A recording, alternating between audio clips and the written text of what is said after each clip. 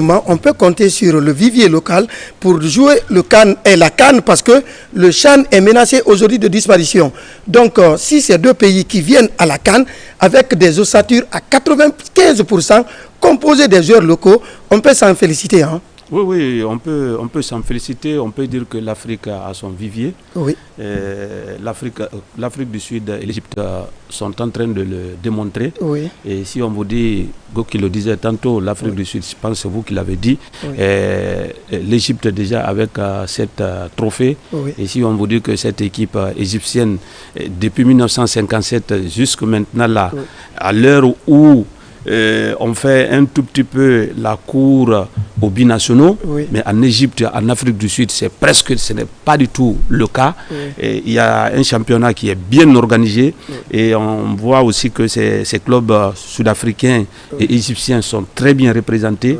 C'est des pays. Orlando Pirates, Al Nasr, Al Ali de deux côtés. Pyramide côté égyptien. Justement. Et voilà, Zamalek, etc. Et c'est pour dire autant aussi en termes de coefficient, parce que c'est des pays qui peuvent donner aujourd'hui 4 représentants au niveau des compétitions interclubs. Ça veut tout dire. Ça veut dire que le football en Égypte et en Afrique du Sud respire bien, a une très bonne santé. Sinon, peu de pays aujourd'hui peuvent se passer. C'est pas parce qu'il n'y a pas de joueurs que les Sud-Africains pouvaient courtiser. Le niveau de la compétition est tel que ça a largement dépassé le talent des locaux. Mais exception faite pour l'Afrique du Sud et l'Égypte. Oui, ça veut dire que c'est ce qu'on a dit. Ça veut dire qu'à la base, il y a un travail qui est déjà fait. Il y a un travail qui est déjà fait à la base. C'est un peu la même chose au niveau du Sénégal, même si de ce côté, dès qu'on finit les centres aujourd'hui, on va tout de suite en Europe.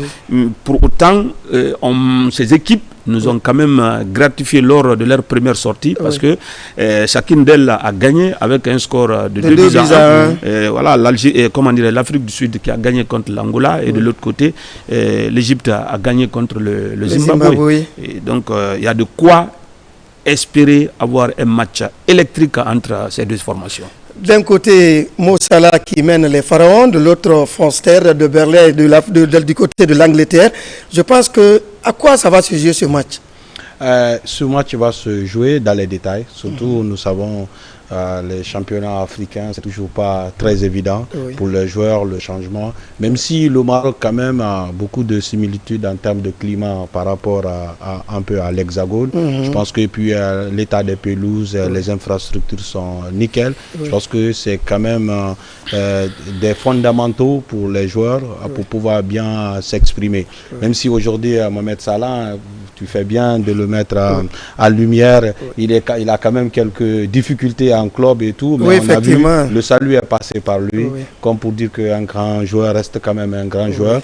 Mais on a vu une équipe égyptienne des Pharaons souffrir. Souffrir, ce n'est que dans le temps additionnel que Salah a décroché une frappe molle qui va se loger au fond du filet. Exactement, sans oublier en tout cas Omar Marmouf, qui est pour moi un joueur assez important dans le dispositif aujourd'hui. Le joueur de Man City, c'est l'un des rares pros dans cette formation égyptienne. Oui, très bien, qui part. Il y a Trezeguet quand même aussi à côté. Oui, qui est revenu. Trezeguet était parti, mais il est revenu dans le championnat. Il est désormais à l'aller désormais. Exactement. Donc, c'est de très très bons joueurs de haute facture. Je pense que c'est pourquoi pas aujourd'hui basculer vers peut-être un football plus directif. On verra ce qu'ils vont nous proposer parce que, comme je l'ai dit tout à l'heure à Isiaga, ils sont sur un schéma de 4-4-3. Donc je pense que c'est deux équipes quand même très joueuses.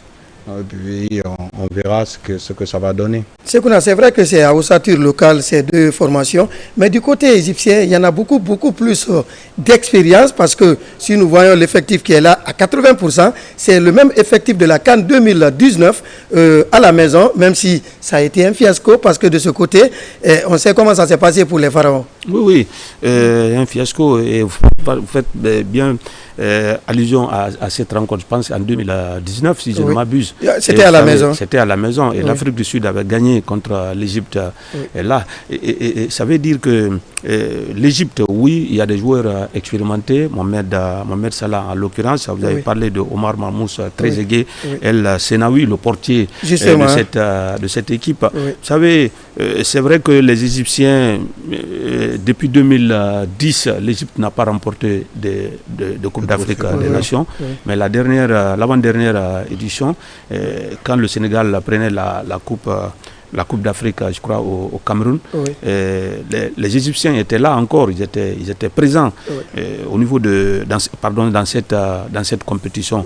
Maintenant, avec le temps, quand on regarde aussi l'Afrique du Sud, c'est un seul titre en 1996. À la maison. Ça date, c'est vrai, les Sud-Africains. Et d'ailleurs, ce jour, lors de cette compétition, l'Égypte avait battu l'Afrique du Sud lors des matchs de groupe. Voilà, il faut le préciser. Mais finalement, l'Afrique du Sud a remporté cette compétition. Donc c'est dire que oui, c'est deux grandes nations de football, mais quand on regarde un tout petit peu le parcours depuis, c'est un peu poussif, surtout pour les Sud-Africains que les Égyptiens. Maintenant, c'est une compétition à 24 équipes. Aussi, les deux équipes ont gagné leur premier match. Une victoire pour l'Égypte ou pour l'Afrique du Sud, c'est carrément les huitièmes de finale. Voilà pourquoi ce match est extrêmement important. C'est vrai qu'en cas de défaite, aucune d'elles ne sera donc éliminée. Ça aussi, il faut préciser, parce qu'après tout, il y aura une histoire de meilleur troisième. Mais si vous demandez aujourd'hui l'entraîneur sud-africain ou bien l'entraîneur égyptien, les deux vous diront qu'on joue ce match-là pour se qualifier. Parce que quand on se qualifie, ça vous permet de reposer les cadres de l'équipe et de bien préparer la suite. C'est pourquoi cette rencontre pour les deux formations elle est très importante. Les deux font leur quatrième confrontation. Et depuis 96, 98 et 2019, cette fois-ci c'est la quatrième, mais les deux dans l'un ou dans l'autre cas souvent ont l'habitude de se battre, puisque Burkina 98, on se souvient qu'encore c'est l'Afrique du Sud qui avait battu l'Égypte. Donc vous individuellement, on sait qu'on a affaire à des joueurs talentueux qui sont durs sur l'homme, qui pratiquement font un football champagne. Est-ce que les détails ne vont pas, comme on appelle, jouer en faveur d'un ou de l'autre côté? Ouais, mais totalement, pour moi, c'est l'un des matchs quand même qui sera indécis, parce que ces deux équipes sur, en tout cas, la première copie qu'elles ont rendue, on a vu quand même de la similitude. Elles n'ont pas pu disposer de leur adversaire aussi facilement. Donc on a vu, mais comme c'est le premier match aussi, on peut se dire que c'est au compte du premier match, les automatismes ne sont pas totalement réglés. Mais aujourd'hui, j'espère bien qu'on aura un très bon football. Sachant qu'on l'a dit, des garçons pétris de talent, et puis l'Afrique du Sud très renforcée par des joueurs de Mamelou Sanders, de Orlando Pirates qui jouent ensemble, c'est une équipe à 80% ossature Mamelou Sanders. Voilà. Ça. Donc on a vu le premier match où l'Égypte avait une possession de 80%, mais qui n'a pas pu du tout trouver le chemin. Donc, est-ce que aujourd'hui le coach a pu trouver la recette pour enfin, dès l'entame, contourner les blocs défensifs? Mais là, comme je l'ai dit, l'ossature est la même. Je pense qu'on aura quand même deux équipes jouées. C'est tout ce que nous voulons en tant que spectateurs du spectacle et des buts pour cette rencontre. Cette équipe, s'il y a des similitudes, c'est vrai, dans l'organisation du football dans ces deux pays, mais dans le choix tactique, je crois qu'il y a des disparités, puisque l'Afrique du Sud, c'est un pays qui a le football champagne, on l'a dit, mais qui va très vite, souvent sur les côtés, et les Égyptiens aiment partir à partir de la ligne du milieu pour retrouver Salah. Est-ce que, selon vous, on s'attend à un match plaisant parce qu'il n'y aura pas d'embouteillage, l'un sera de l'autre côté, sur les côtés, et puis l'autre va dans le sens du milieu du terrain?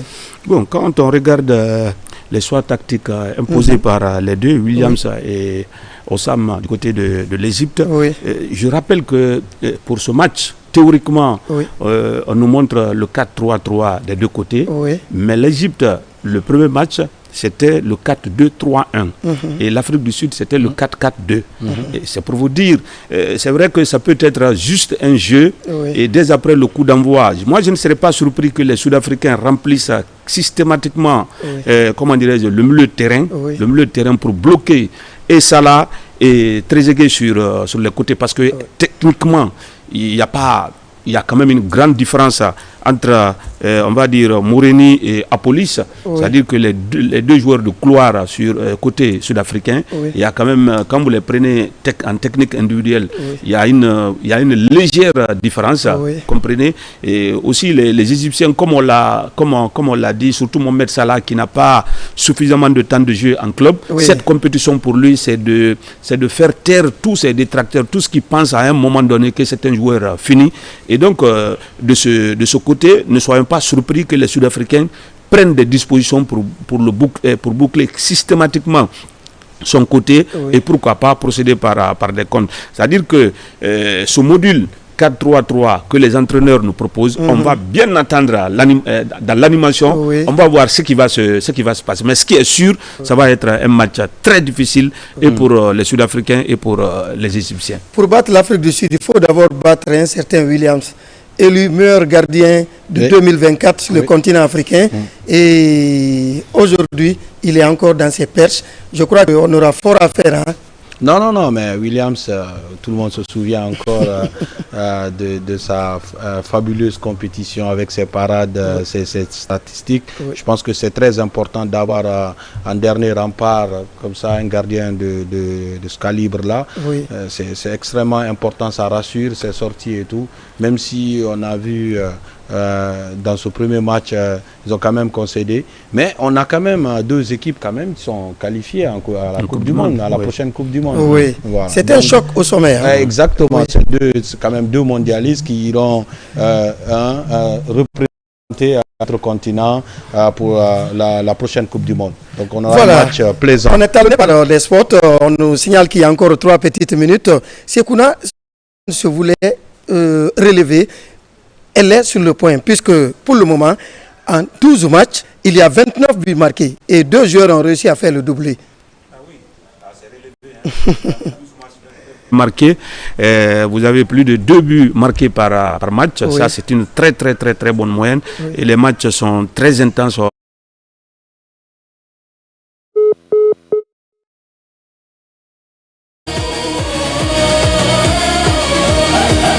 Fédération africaine de football, on ne peut mieux. On parlait du niveau relevé de cette compétition au lendemain de l'ouverture. Ça promet beaucoup. On l'a dit, en 12 matchs, 29 buts marqués, 2 joueurs se sont distingués du lot en réalisant des doubles. Les stades s'illuminent, les hymnes résonnent. Les stars du football africain écrivent un nouveau chapitre de l'histoire.